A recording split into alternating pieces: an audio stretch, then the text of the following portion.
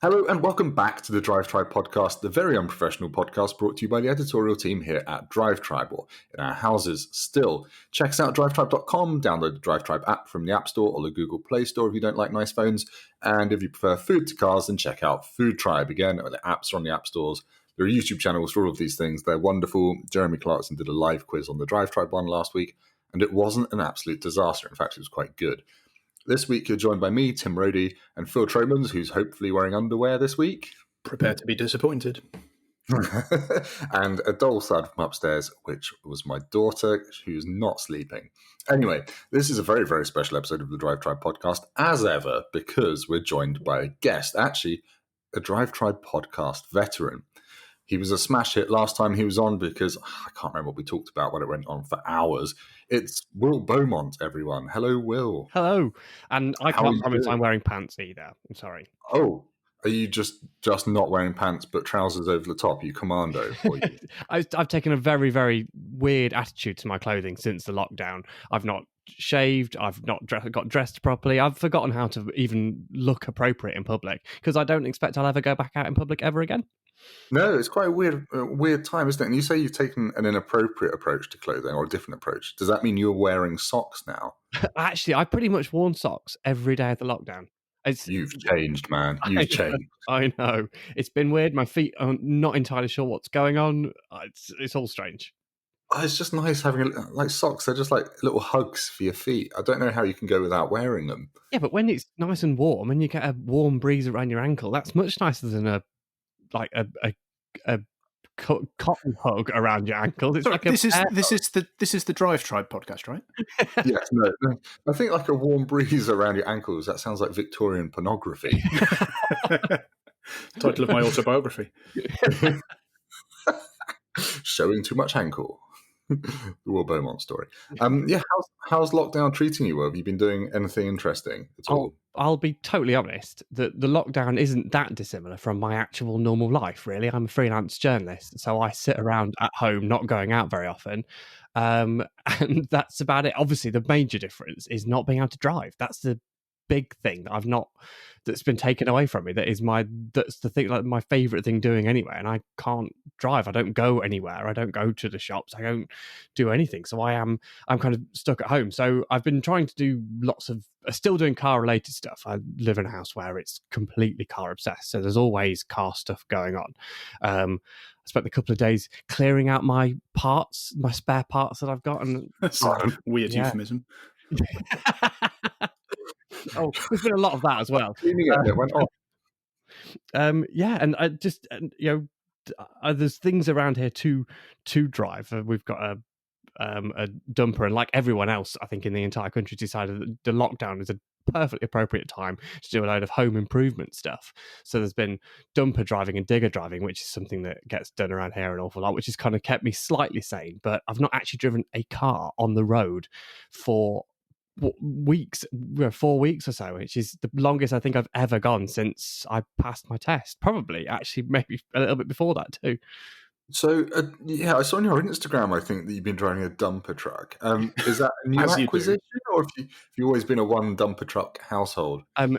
We've not always been a one dumper truck household. If you only knew the amount of dumpers that had passed through. At one point, I think there was maybe 3 here at one time, all the same model, all a single cylinder diesel engine with a starter handle and all the sort of super basic, back to basics. But it is incredibly good fun because it's so ludicrous and it sort of chuffs away, sort of popping away. And it's like, I suspect that after this lockdown, I'll be able to kind of go and do one of those veteran rally runs and be able to be like, oh, well, actually, yes, I know exactly what I'm doing here because I've started a car with a handle before it turned out to be a dumper. It feels like some kind of 1900s chitty bang bang style thing, even older than that. So I feel like I could give an impression on one of those cars now, thanks to the dumper entry level of it. Does it feel like it's going to take your hand off when you're cranking it over? I'm always scared those things are going to kick back and snap your wrist into a million pieces. It's got like you can only turn it one way, so when it catches, it goes. So it doesn't do that. But there are lots of other things about it that are an absolute danger. There's bolts sticking out of it. I almost took my kneecap off when I got on it the first time because the these bolts underneath the steering column are pointing the wrong way, and you also have to sort of trying to get the dumper to unload itself is this sort of like kind of slightly dangerous kicking of this handle until it sort of like flies away, and it's all it's sketchy. It's hilarious though. It's very, very fun. Phil, do you have any plant machinery experience? No, my only experience of machinery is forgetting to hit the mute button when I wanted to talk. No, I've only just in the last 6 months moved into a house that has a garden, so I'm gradually accumulating various tools. I haven't graduated to a dumper truck yet, and frankly, my garden is so small that I don't think that would work. I've got a nice spade and I've got a saw on a stick. I should admit, pretty good. That none of the dumper is not mine. I live with my dad, and I partly live here because because I get on with my dad, but also because he is just as car obsessed as I am and machinery obsessed, and he has an awful lot more means than I do to try to buy all the things that he wants. So that's why there is a dumper here, and there are diggers and other such things. So it keeps me well entertained. But I can't take credit for any of it. It's not mine at all. And you live in central London, is that right? Oh God, no. I live in the middle of nowhere, generally, but basically right in the middle of the country, as away from everything as humanly possible. But very close to a runway that the entire motoring press likes to use. Yes, yeah, pretty much. Only people in this industry know vaguely where I live. You mention anyone else, and they have no idea. Heathrow to the Queen's Terminal.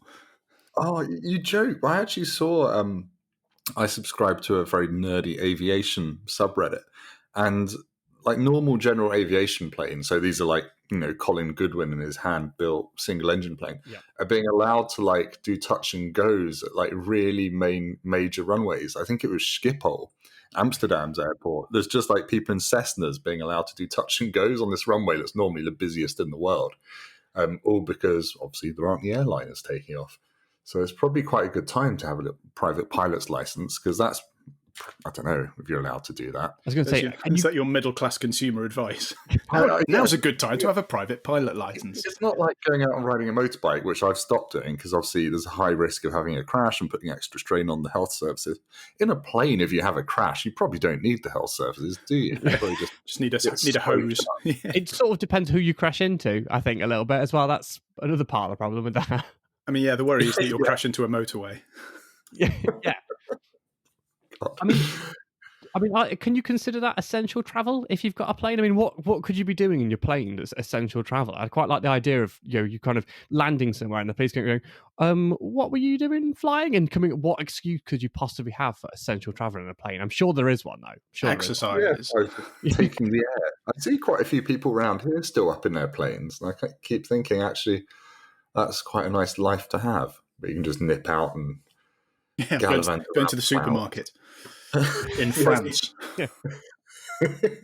I've gone to a Carrefour outside Calais, which has got its own grass strip.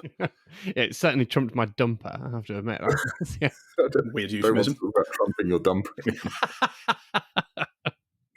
dumper. We should probably talk about cars. One thing I've been doing in lockdown is this ridiculous thing, which I think all petrol heads do day in, day out anyway, but it's really been amplified by the boredom and free time of lockdown, which is just browsing the classified ads, relentlessly searching for cars, which I know I'm never going to buy, but I set myself a mental budget, which 100% does not exist in my actual bank account, and start perusing the ads to find things that I would want to buy if I had, say, £5,000 or £10,000 or £40,000. And well, I want to pick your brains as well, just to see what you think you would buy with these imaginary amounts of money, and then Phil and I can chip in with our poor efforts as well. So one thing that I've never driven but has been mentioned on Twitter at least 3 times in the past week by motoring journalists is the Renault Clio 200 Cup. Oh no! Shh. Yeah. I forgot. It's actually you that was tweeting about it. It was actually not deliberate. Yeah, I've never driven one. I remember them just being slightly lambasted when they came out because they had the 197 and people were a bit bored of like high revving naturally aspirated engines back then, because everything had started to go turbo. And I don't know, I seem to remember it just got a bad rep. but you seem to quite like them. Well, I'm torn here now because the day before the lockdown, in fact, pretty much the day of the lockdown, I was scheduled to go and look at one to buy one because I got rid of my kind of old 3 Series BMW and thought I needed a sensible car. And in my world, a Clio 200 Cup is absolutely the most sensible thing in the world. So because I desperately want to buy one. I've got I'm prepared to buy one. If this lockdown hadn't happened, I probably would have bought one. It to me is and it sounds kind of ludicrous because I've driven lots of fantastic front wheel drive cars, but it is the front wheel drive car that I've enjoyed the most. It's the best front wheel drive car I've ever driven. And I know, and I've driven an Integra Type R, and I've driven lots of things which generally win that list for other people. But I suppose it's just the car that for me felt like it did all the things I wanted it to do when I drove it. It responded how I expected it to. It just felt right, and I absolutely adore it. And every single time I've driven, I've only driven the green Clio Cup, which is the number plate is like CL10 Cup. It's that kind of Kermity non-metallic green, isn't it? Yeah, and I mean, I'm sure that's probably the best one in the country, although it's been, I think every single time you see a picture of it anywhere, it's jumping something, or at least on 2 wheels. So it's lived a hard life, but my God, it's just brilliant. And I kind of, as soon as I drove it, I went, right, this makes sense to me. I get this car. This car is everything I want it to be. And I just fell in love with it. I think they're absolutely wonderful. I don't know I think you're right about it not having the best, I don't know whether the 200 had the sort of like iffy kind of reputation. The 197 certainly did, because when you get into a 197 after the 182s and 172s and stuff, I think there's an element, it feels a bit big and it feels a bit kind of cumbersome by comparison. But just its kind of format and platform, the kind of the footprint that it sits on kind of contributes to how it corners and stuff in such an expressive way that, oh God, I'm sounding like such an absolute sort of car nerd. Really road testery. When you say expressive cornering, you mean skidding around corners on 3 wheels? Not necessarily just that. Like because it feels like it's got a really, really wide back axle. So when you turn into a corner, it almost feels like when the leverage of the sort of inside rear wheel kind of comes up, maybe not off the ground, but because it feels like it comes up and then squishes the front outside wheel into the ground to sort of amplifying the grip that you get. And it just sort of, and the harder you drive it, the harder it seems to want to corner, and the harder it grips, and the more it doesn't want to skid. And but it's just so exciting. I do remember it. I went on the launch of the 197 years and years ago, and I do remember it being really engaging. Like it had loads of grip, but also when the grip started to run out, you almost telepathically knew what it was going to do and what you needed to do for it not to scare the crap out of you. It was that right sort of balance of exhilarating without being terrifying. And it does that thing where it feels natural. It feels like it's going to respond exactly how you want it to, but it's not a boring car. It's not one of those cars where you immediately know it after 50 meters down the road and go, oh yeah, I got this, fine, next car. You drive it and go, God, this feels like it's going to respond exactly how I want it to. And yet it continues to engage you, continues to be exciting no matter what you do with it. And I think that's one of the best things about cars like that. The cars that where you're always in a dichotomy, I think, when you sort of like reviewing a car a little bit, whether or not it's kind of whether you're kind of reviewing quality or whether you're reviewing fun. And the best cars are ones that you can feel are a really good quality and are also really fun. And I think the Clio, certainly that price bracket, is that car that feels like a really good quality car, one that's set exceptionally well, but is also really fun. Yeah, it sort of invites you into a playground. Yeah. That's the creepiest description of the car I've heard. No, an adult playground. Is that any better? Screaming child in the background protesting. And also, you can get them those fantastic-looking yellow Recaro bucket seats, which look amazing. Yeah, on my list. So basically, I've got 2 criteria for my list of cars that I'm going with, the Clios that I want to buy. It has to be a cup, so not a one with a cup pack, because I did 2. Like I did an ordinary one with a cup pack. It has to be a cup, so that means it's really back to basics. No, really sort of, it's much lighter and all those other things. I say much lighter, about 40 kilos, which is a fair chunk, I think. And it has to have Recaros. They're basically the 2 things that I want, and they're the only cars I'm looking at really, as long as it's a cup with Recaros. So Was the Cup just the Cup chassis? Was that different? So I'm not looking at eBay while I'm doing this. So they did a regular Clio 200 and a Clio 200 Cup. And the Cup you can identify because it's got like black plastic rubbing strips on the door. And I don't think it has an adjustable steering column, and it doesn't have climate control, and it doesn't have Isofix rear seats, and it doesn't have lots of things. And then you could buy a normal Clio, and then if you wanted, you could option to have a Cup pack. So you could have the suspension from the Cup on your normal Clio, and they're generally called full fat Clios, like because they've got all the kit. Right. And of course, I presume you want yours in yellow, liquid yellow. Desperately want mine in either the yellow or green or blue. Basically, I don't anything, but I'll happily take anything other than black. So many of them are white, and I'll probably end up with a white one because 90% of them seem to be white. Yeah, Phil, would you buy one? Would you not? Well, you have £5. What would you go for? Well, I've sort of got a slightly vested interest in this because while I do love a hot Renault, I've literally just sold the car that I'd probably buy back if I had time to drive it, as I have a 3-month-old child and a lot of DIY to do.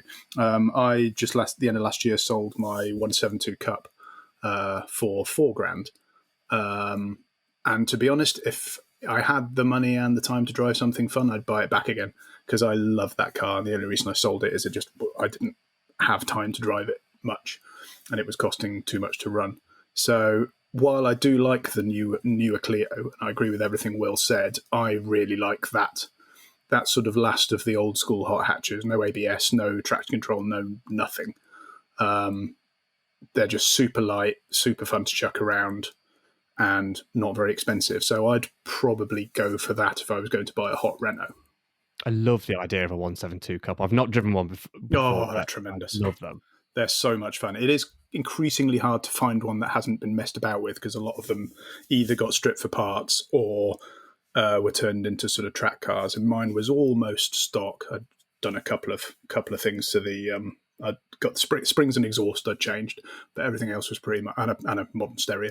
But yeah, they're hilariously good fun. So if anyone spots one of those kicking around in a reasonable condition, I would absolutely advise it. And you can get like a sort of slightly shabby one for like £1,000. And even then they're pretty good fun because they're super cheap to work on. There's loads of places that do stuff for them, loads of specialists, and you can try and, keep it nice in a road car, or you can turn it into some sort of track slag, and they're still really good fun. So that'd be on my list. But also cruising the classifieds, if I had £5,000, you can now get a Mark V Golf GTI for £5,000. Really? Which, to my mind, apart from the Mark 7, which is going to be way more expensive, is the most fun of the Golf GTIs. I would absolutely agree with you. Yeah, I did a feature last summer, I think it was, when we were allowed to go out, on a Mark 5, is it edition 30? That was it. Yeah, that's the Mark 5 one, isn't it? And no, is it edition 30? Have I got the wrong edition? There was an edition of some years on the Mark 5. Yeah, that one, whatever that one was, that's the one I drove. The slightly bubbly looking one. Yeah, and it was just brilliant. I have to admit, I'd never really I'd heard lots about people saying how much they loved Mark V Golf GTIs and sort of drove it expecting it to feel, as often quite a lot of GTIs do, and I don't mean this in a bad way, but they often feel a little bit underwhelming. And they really sort of emphasize, going back to that sort of quality and fun ratio, they really emphasize the quality over fun quite often, GTIs do. But this one was one of the ones where I think that kind of balance was closer than ever in any other GTI before. I absolutely loved it. I thought it was fantastic. Yeah, it's a properly sorted hot hatch, and more specifically, it's what a Golf GTI should be. It's that balance of, it's a Golf, use it every day, it's fine, put your kids in it, do your shopping, wonderful. But if you do, you find that nice road, and it's just super engaging, confidence inspiring, but also, as we were talking about with the Renault, fun. It's maybe not quite as feisty is the wrong word. What's the right word? It's a bit more sensible than the Renault, but equally feels absolutely sorted. Like you're just driving like this is a proper performance car. Yeah, absolutely. I thought that was really good. I mean, I think looking back at it, the only other Golf GTI that I have driven that was as much fun, I think, was probably the kind of the Club Sport S, both Club Sport and Club Sport S were probably, I mean, Club Sport S definitely, but yeah, they were probably on a par with that Mark V. I thought they were just great. Yeah, I mean, the Club Sport S was particularly brilliant. I actually used to own a normal Mark 7 GTI, which was also great fun. But to be honest, I used it more as a family car than I did as a performance thing, much to my regret before I sold it. Club Sport S, I thought the prices had gone absolutely crazy, but you can get one now for 30 grand, which I know is still a lot for a last gen Golf GTI that's 4 years old, but they are great. I thought they'd gone stratospheric because they were limited, weren't they? And they had no rear seats, or that was certainly an option. They were really good. Yeah, just after they were, I think there was some when they were still sort of new, but practically, I think there were some up for sort of like 60 grand or something. Yeah, I remember quite a lot of investors bought them, but yeah, 30 grand will get you one now with 16,000 miles on it. Well, as we all know, cars are the best thing to invest in if you want guaranteed return on money. Would you have a Civic Type R or a Club Sport S? Club Sport S. I've never driven the Golf, but I've spent a lot of time in Civic Type R, so I'd buy the Golf just for something different. I think the latest Civic Type R is great, but I'm a bit old and sensible, and I find the looks just a little bit too crazy for me. A bit old and sensible, so you want a car with a net where the rear seats were. Exactly, yeah. It looks more sensible on the outside. Yeah. To mix it up a little bit on my list of what I get for $5 grand. Also during my cruising of Auto Trader, I found a couple of cruisers that you can get for $5 grand. Did you know you can get an S class for $5 grand? No, you can, and quite a few of them. Obviously, I'd imagine you'd probably have to make sure you get the right one. But at the time of us recording this, there are 22 S classes on Auto Trader for less than $5 grand, ranging from the 320 CDI to the 3.5 V6. And I think if you could do your homework and make sure you get one that's had everything that needs doing to it done, that'd be a great buy. But the moment that something goes wrong on it, yeah, you'd lose your house. Yeah, no. As the budget creeps up, I think I'd quite like an S class, but we'll get to that in a bit because the one I want is a bit more expensive. Sorry, that's Food Tribe editor Rachel Hogg on Slack there, if you heard that. Right, up the budget. Let's say 10 grand's too similar to 5 grand, so let's go 12 to 15. My opening thing, which I always default to, even though, again, I've never driven one somehow, and I know I'd be disappointed by it, but an E92 M3, the V8 BMW high revving motorsport engined thing. I wouldn't actually have the E92. I'd have the E90, the 4-door one, the saloon. Absolutely. I think it just looks better. Totally. It looks a bit more butch, and it's less likely to have been owned by someone who ruined it in Birmingham. An E90 manual M3 it's very, very high on my list. That is, if I had that sort of money, that would be absolutely where I'd go. But you did a feature on these, didn't you, last year? Or was that Jethro? I can't remember. Someone did one in Modern Classics. Jethro did went through all the kind of regular M3s, and I got the task of doing just the fancy ones, which, God, what a shame that was. So you got to try the M3 GTS then? Yes, that's what I did. The orange one. And so that's actually, I have to admit, the only E90, E91 M3 that I've driven was the GTS. I've gone straight in at the top. 420 grand end. Yeah, only 11 in the country. That sort of only 11 right-hand drivers or something ludicrous like that. God, it was just spectacular. Of course it was. I mean, what else do you expect from a naturally aspirated rear-wheel drive V8 engined M car? I mean, just brilliant. The only downside a little bit was that it was the gearbox was a little bit clunkier than perhaps a completely modern DCT, but I mean, it is a DCT, but it's not like a super quick R8 style one. That's the only downside I found to it. I even like the fact that it's orange. I even like the fact it's got a wing on it. I even like all of those bits about it. It was just brilliant. It must be good. Phil, did you ever drive an E90 M3 in your past? I did. I don't think I've ever driven a stock one. I've driven a couple of stupidly modified ones during my time out in the Middle East with like sort of 700, 800 horsepower or something. And they were hilarious, but I don't know necessarily how representative they are of the standard car. They turbocharged and supercharged and stuff. They'd done some. I'm trying to remember now. It was bloody years ago. I cannot remember. It was a German company based in Abu Dhabi, and the Abu Dhabi dealer was. And try saying that after a few drinks. Was selling them out of the official BMW showroom, like already modern. Was it G Power? Maybe I can't remember now. And yeah, you could literally go to the BMW showroom and buy one of these insane, 800 horsepower M3s and M6s and all this kind of stuff. And I think one of my first days in the Middle East, we went out and they'd closed a stretch of motorway. Well, had they closed the stretch of motorway? Anyway, we went to the stretch of motorway. They did for legal reasons. Yes, they went did. to this stretch of motorway and did 202 miles an hour in it. Oh my God. Which was pretty insane. I don't know. I've never been the world's biggest fan of M cars generally, like the later one. I haven't driven any of the early ones, and I suspect I'd like them more. I just find them a little bit too luxurious. Does that make sense? Like they're not quite as raw as I'd want from the spec sheet.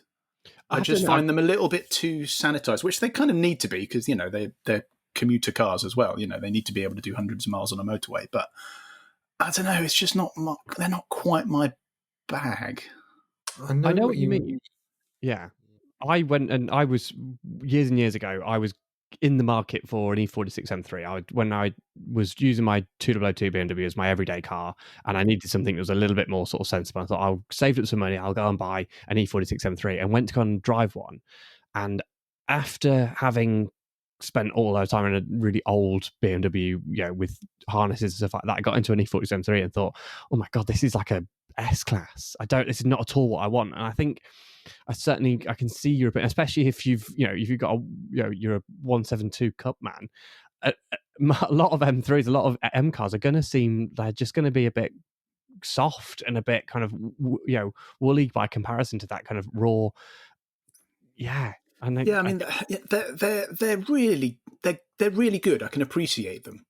It's sort of like Radiohead's later work. I can see what they've done there, and I admire it, and I'm very impressed. And I'll listen to it once, and then I'll go and listen to OK Computer instead.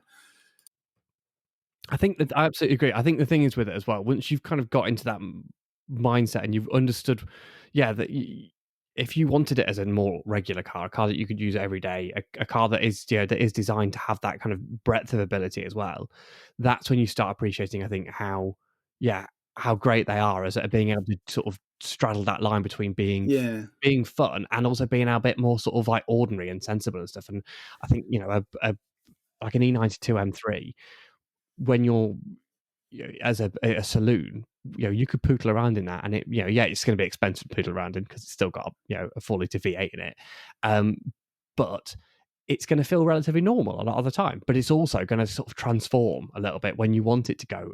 When you want to sort of have, you get to that bit of road that you like driving on, it's going to turn into the car that you wanted to a little bit more than a lot of other cars around that sort of that kind of that trying to get that. And that's why the M cars are so successful.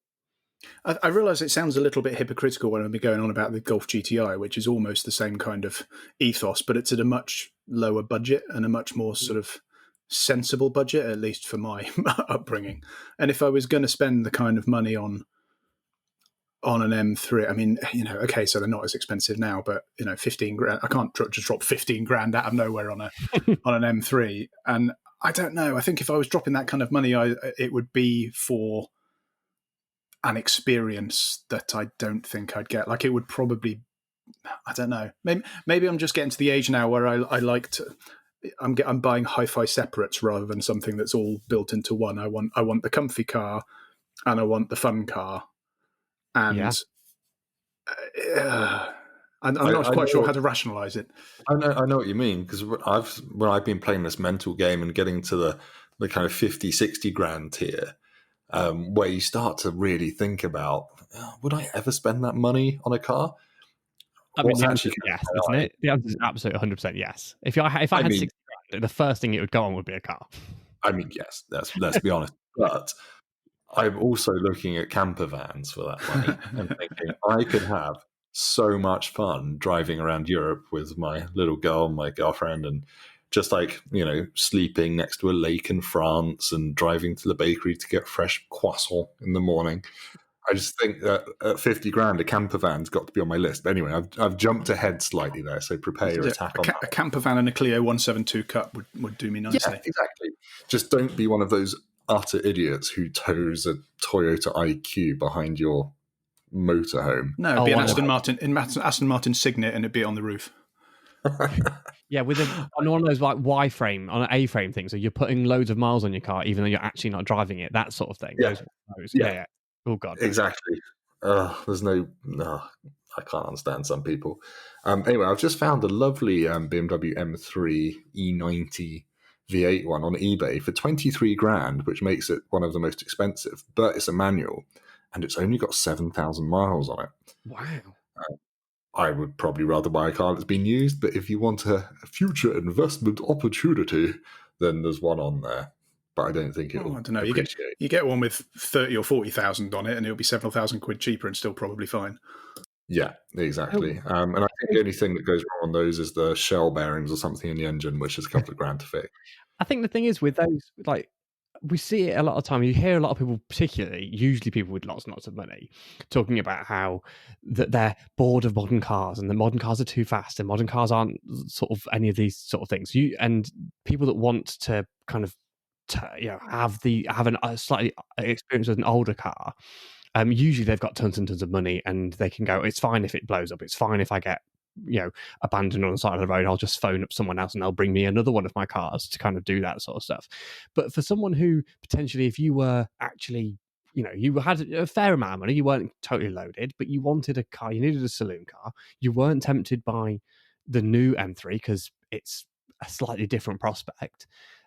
A car with hardly any miles on for that sort of money and generally sort of getting in there around about admittedly you're not going to have a warranty or factory warranty, you have to pay for warranty, and I don't know whether you could even get a warranty by anyone like warranty wise on that sort of stuff, and not certainly for anything sensible sort of money wise.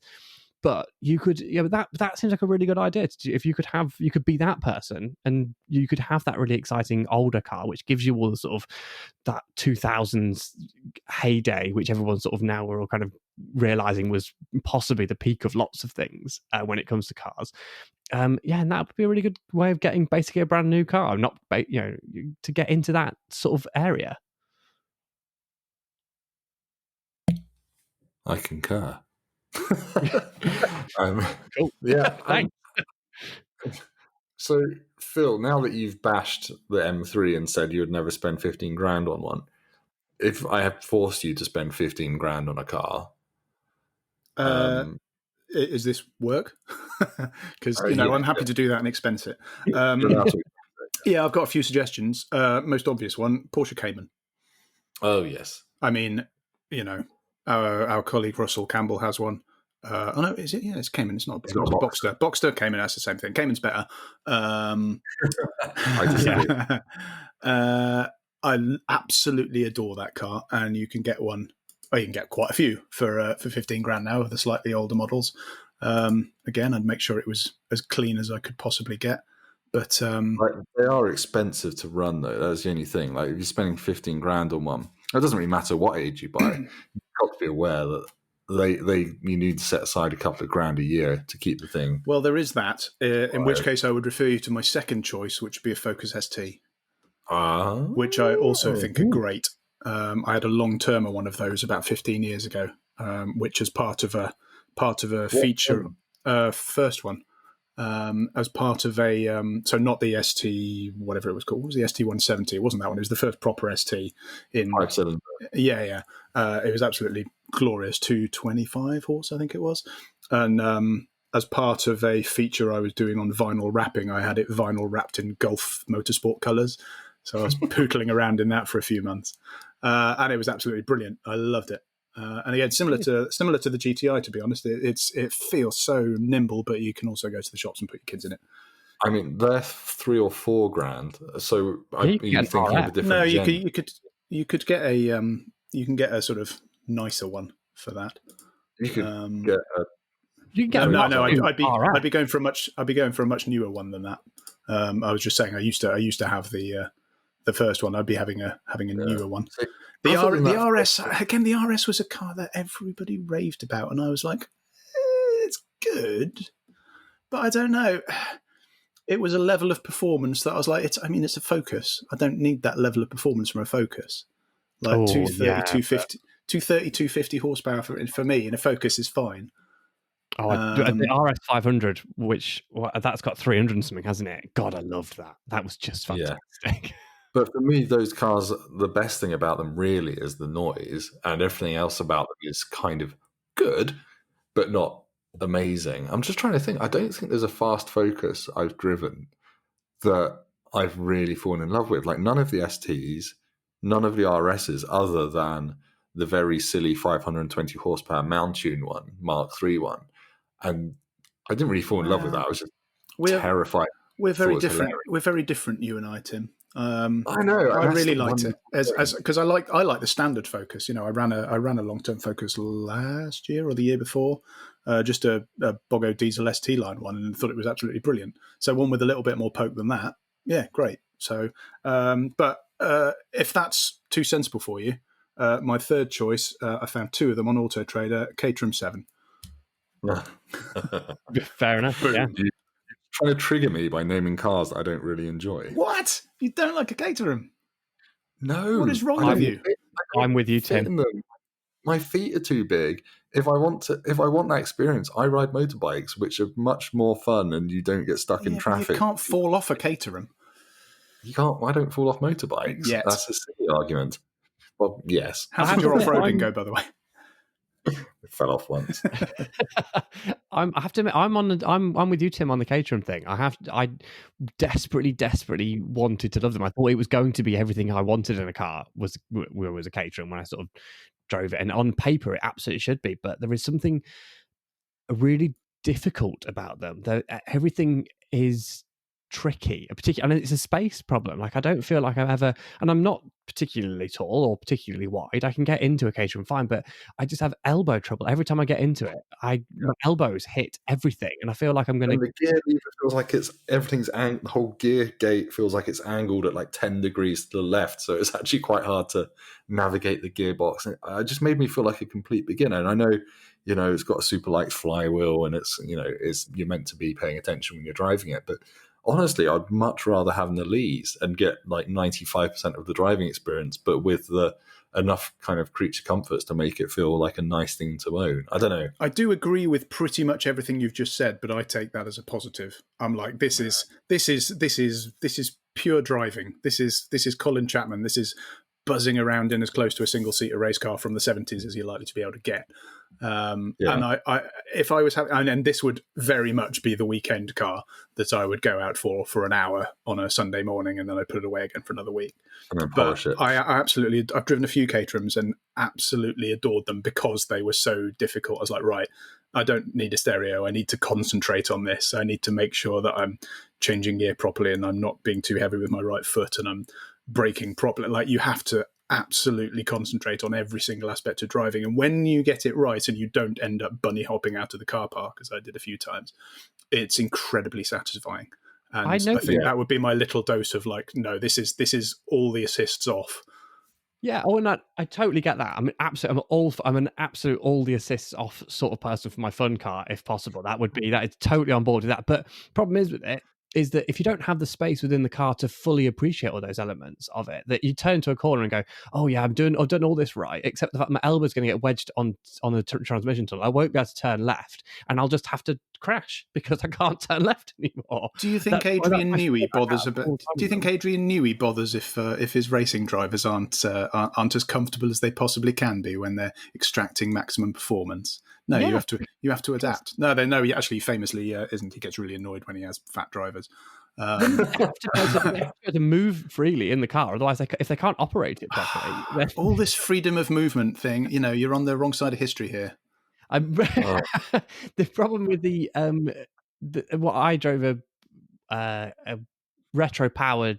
They're a company, Retro Ford, a company in the Midlands who convert or put sort of more modern engines into older Escorts and Cortinas and things like that. And they put, basically, you get like a Duratec or a Zetec, which you would get in a Caterham, in an old an old Cortina or an old Ford. And so you've basically got a Caterham in many, many respects, but with a body shell and something that doesn't leak as much.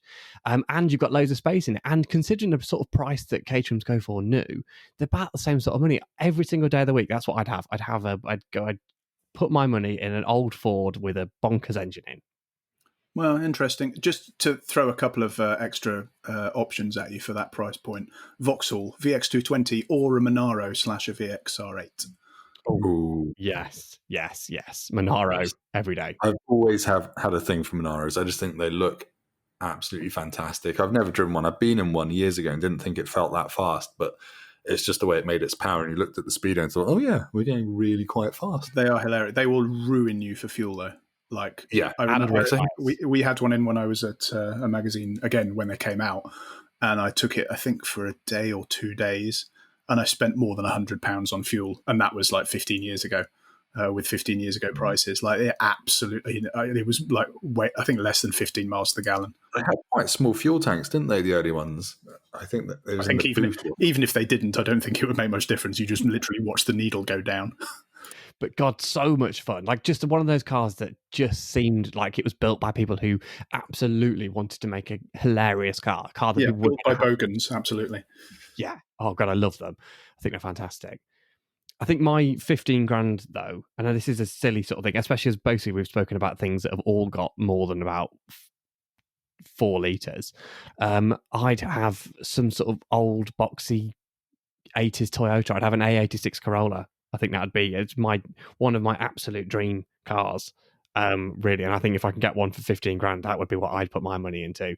Far too much Irish Rally watching and Initial D. And You could pay for it with your your tofu delivery service. Yeah, which I'm sure currently during the lockdown I could probably make a killing. Maybe. How much are those going for now? Then, if you want one, and presumably they're quite hard to find a decent one. Yes. Very, very rusty. Lots of them are. You can probably pick one up there's a few that come up kind of that are a bit kind of rough and ready, and that need maybe a lot of work on. They're kind of like 9 grand. But they go up to around about sort of 25 for the absolute best ones. So somewhere in between that, you'll be able to get one. Yeah, I've never driven one. No, neither have I. It feels like one I should try to decide whether I like it or not. I love the idea of it. Yeah, it's again a kind of front-engined, rear-wheel drive, 4-cylinder screaming engine. It's the Toyota have got one on their heritage fleet, and I kind of, because I'd built it up in my mind so much, I thought, oh god, I'm going to really be disappointed by this, because again, you should never sort of build something up so much. And it's a relatively standard car. It's got a few little tweaks here and there in it, but it was everything I wanted it to be. It was just great fun. Not fast, particularly. It's an 80s Toyota with a 1.6 engine in it, but God, it makes the best noise, and it's just so hilarious. I've just done a quick Google for a few for sale. There's a rally car A86 for 11 grand. Yeah, and then there's a pretty nice looking one for 17 grand, but it's in Portugal. Yeah, there's a kind of one of those things you'd want to import yourself for the kind of delayed gratification of seeing it on a ship. Oh God, I have. I have like dreams of going over to Japan, spending a week or 2 in Japan, going around looking at A86s and buying one and having it transported back. That's that would be my dream holiday at the moment. Would that be your lottery? Your lottery win trip would just be to go to Japan with a container and come back and just fill it.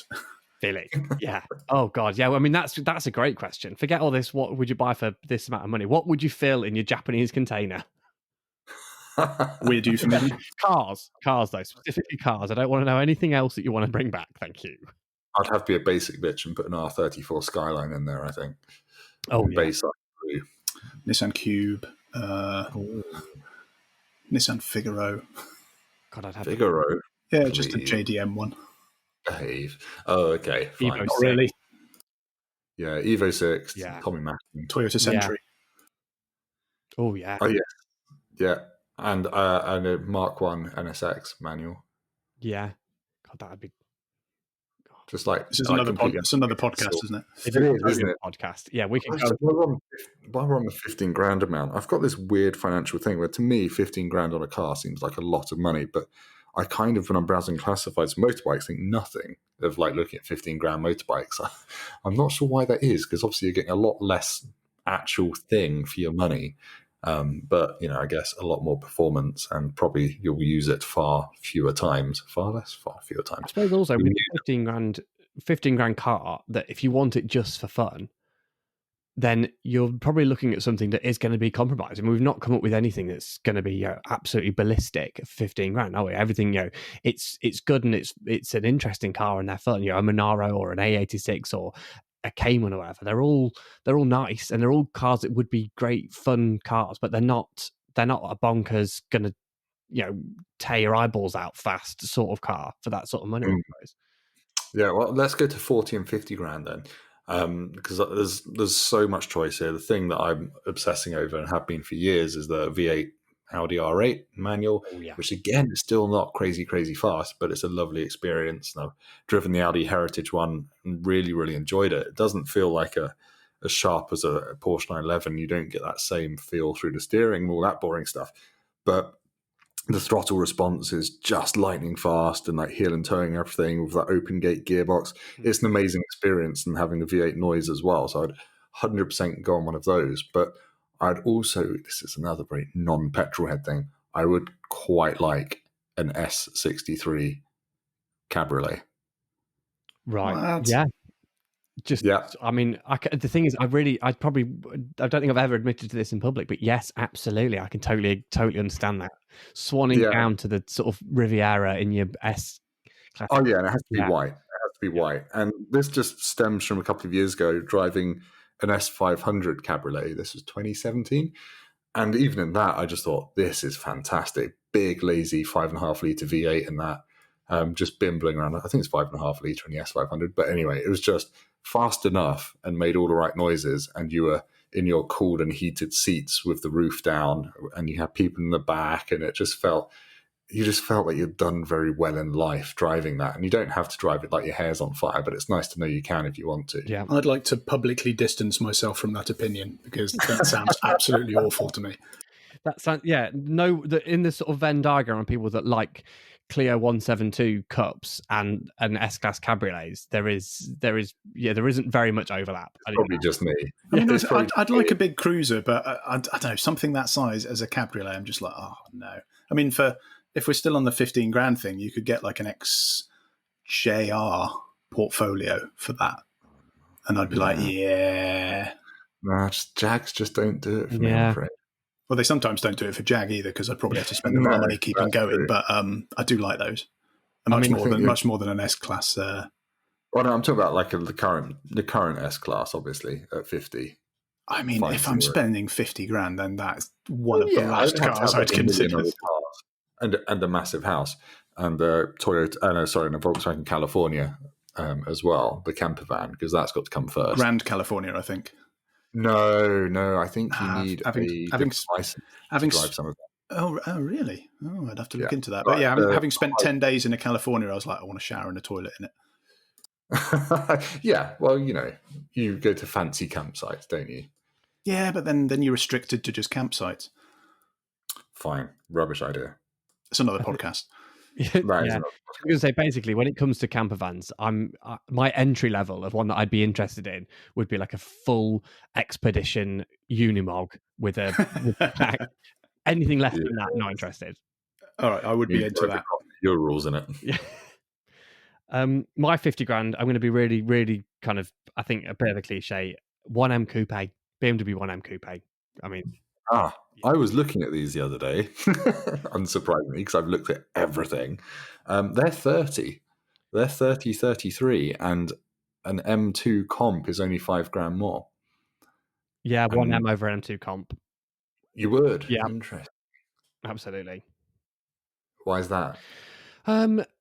Partly because I think looks are a big aspect of that for me. I think I love the way the 1M looks. I love the idea of the 1M and it being sort of a little bit of a kind of mashup of different BMW parts and stuff. It didn't feel as sort of considered perhaps as an M2 and the M2 comp did. And also, it's such a bruiser. It feels tougher. It feels more aggressive. It feels there's an element of refinement that the M2s have that you don't really get in the 1M, because I think because it just not that it didn't feel finished, but perhaps it didn't feel quite as polished as the others. And I think that element I loved about it, but also it drove as if had been every aspect of the way it drove had been sort of the detail they'd gone into to make it drive right, and forget about sort of some of the refinement. That's what I loved about it. Just brilliant. And that is probably a good investment car, because I don't think they're going to go down in value much. But who knows, after coronavirus, we might be buying half-price 1Ms. Yeah, I mean, 30 grand is the lowest they've been for a long, long time. For a while, they were the steady 40 grand. They were practically the money they were from the factory. And then they kind of, the price went up, but as people put more miles on, and they kind of went down again, and it kind of stayed at 40 grand for a long time. 30 odd is a 10 grand chunk gone of their sort of value, pretty much. Yeah, there's one in Millennium Heroes for 35 grand with just 34,000 miles on it. There you go. And they're orange, which does make them very cool. Oh, yeah, I'd go white with mine, I think. That's been the one. Go white. Okay. Yeah. You never seen orange ones. Fine. That's a good choice. That is a good choice. These are all cars that I've been mentally buying. Phil, you're probably going to tell us you would have some, I don't know, Volvo XC90 or something. No, actually, for that kind of money, I'd probably want something a bit of a statement.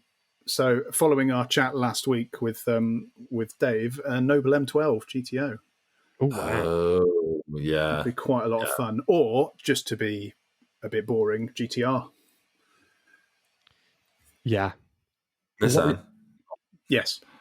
As opposed to, the Mercedes AMG. I don't think you can get one of those 50 grand. But, I still really like the GTR. It's that sort of bizarre. It's both incredibly digital and incredibly analog. And I think they're really good fun. I was just blown away by how much you felt when you were driving it. It didn't feel like a computer at all. You could hear the diffs chuntering when you were doing a 3-point turn, and it felt very mechanical to me. So I loved that. Yeah, one of those cars which has a reputation that's totally different from how it actually drives and what it's actually like. I don't know where, it's amazing that anyone at the end of it came up with that decided to start calling it sort of synthetic or like a computer game, because it doesn't seem that way when you drive it at all. I mean, in some way at the time when it came out, because it's 13 years old now, it's getting on a bit. I remember when it came out at the time, it had all the graphics designed by the guy who did Gran Turismo, and it looked at the time pretty out there. And it did look like a futuristic car. And before I drove it, I was like, yeah, it's proper cutting-edge, futuristic, digital, techno, whatever. And then, you get into it, and it's all like clunks and cranks and, brilliant mechanical noise. And you have this level of involvement with it that I can't think of many other cars in the last 15 years outside of, your Nobles or your Caterhams, where you feel that level of mechanical involvement with it. Yeah, and it's like feeling, not just sort of like you can hear it and you can feel it doing, but you feel what it's doing as well, and you can sort of feel it amplify the speed that you've got going on. You can feel the four-wheel drive system kind of tuck in and grip and sort of grab at the road. It's just phenomenal experience. And it's an absolute monster to drive as well. I mean, it's ridiculously fast, but it's also really sorted, like properly glued to the ground. And it's another one of those cars that inspires confidence, but at the same time excites you. It doesn't at all feel boring. No, because it does require, it's not just to kind of, it doesn't just grip and grip and grip and grip. It will lose grip. It's got that much sort of performance that it will lose grip. You've got to be on your ball when you're driving it, because otherwise, you could quite easily have a big accident in one.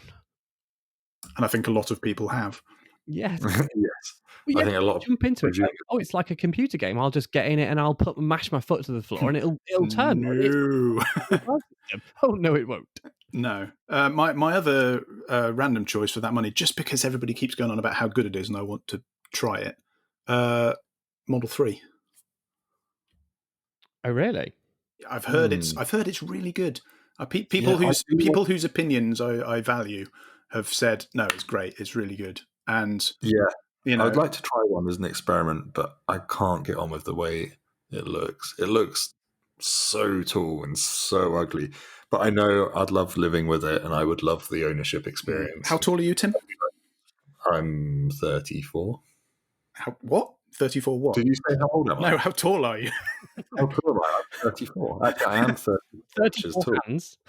I'm 34 hands. I'm 6'3". Sorry, did you ask how old I am when I said 6'3"? I was just going to say that just because it's tall and ugly doesn't necessarily mean it's bad.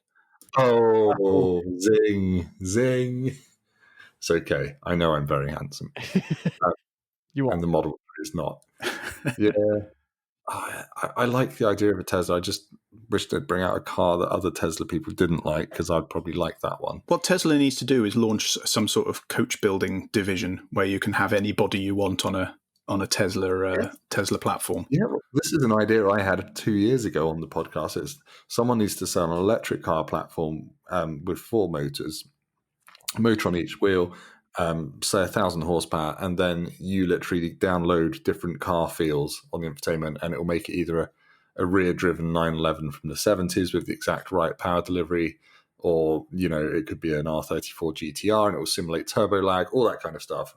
I think it's a great idea, and I'm going to make millions from it. That'll probably come as well, but I like the idea where you buy your platform and then you take it to Carrotseria Roadie, and he did. Isn't that how cars started? Yes, exactly. It'd be like back in the sort of 10s, 20s, 30s when you have all these sort of one-off coach-built Rolls Royces and stuff like that. But let's do it again with Teslas. I like that. Yeah. Here's my Tesla Mulliner. That'd be great. Zagato. I mean, can you imagine how gorgeous you could make that? Yeah, there's no restrictions with an electric platform in terms of where. Well, there's a few, but in terms of need to make sure the engine's here or whatever. Yeah.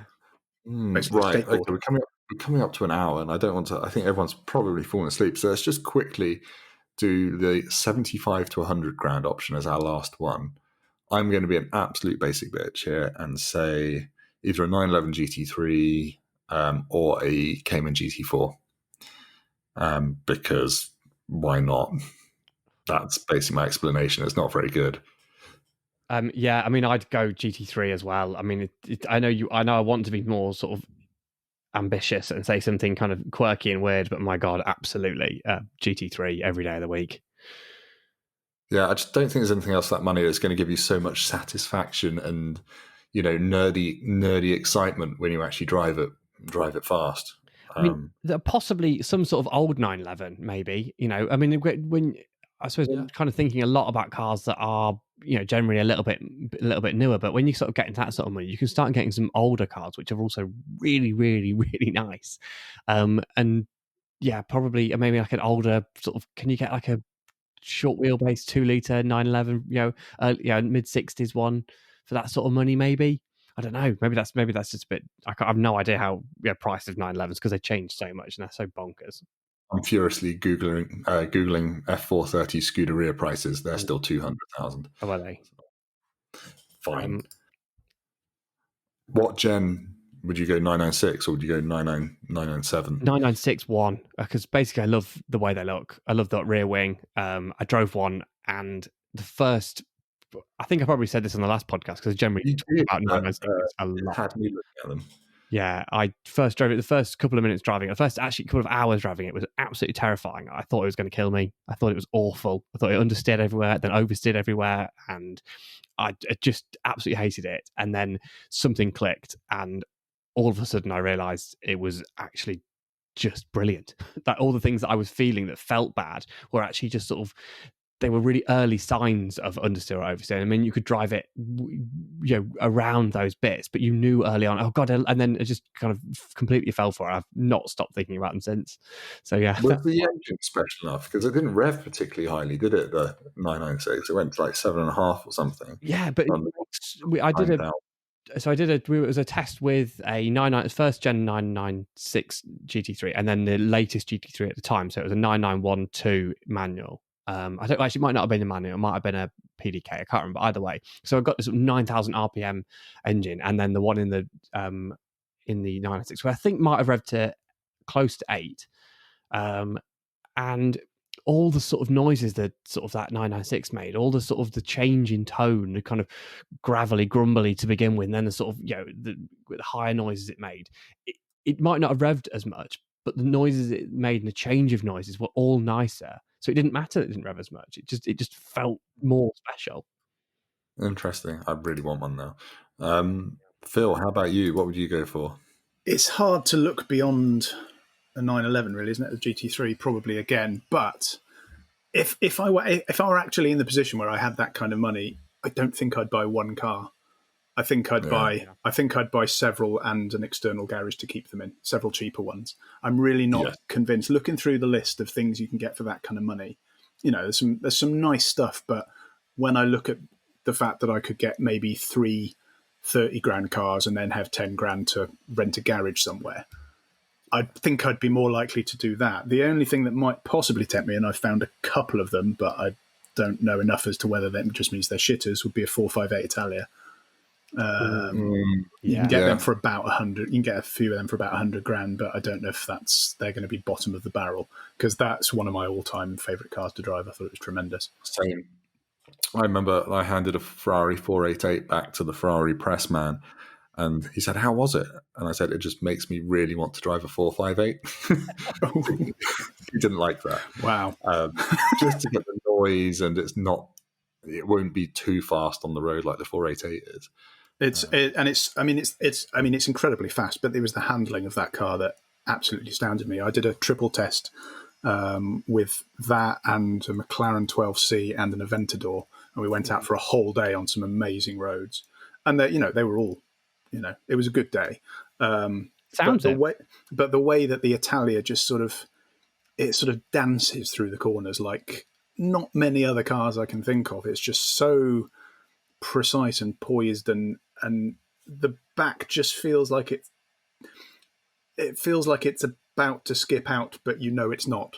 You instantly feel like it well enough to be able to drive it like you would a rental cart or something like that. Yeah. Just sort of that right on that you pitch it in, and you know exactly what both axles are going to do and how and what you should do to just feel like an absolute driving hero. But it also feels like the kind of thing that if I wanted to, I don't know, take it to a track and really see what it could do, that it would take me a long time to learn to get the absolute best of it.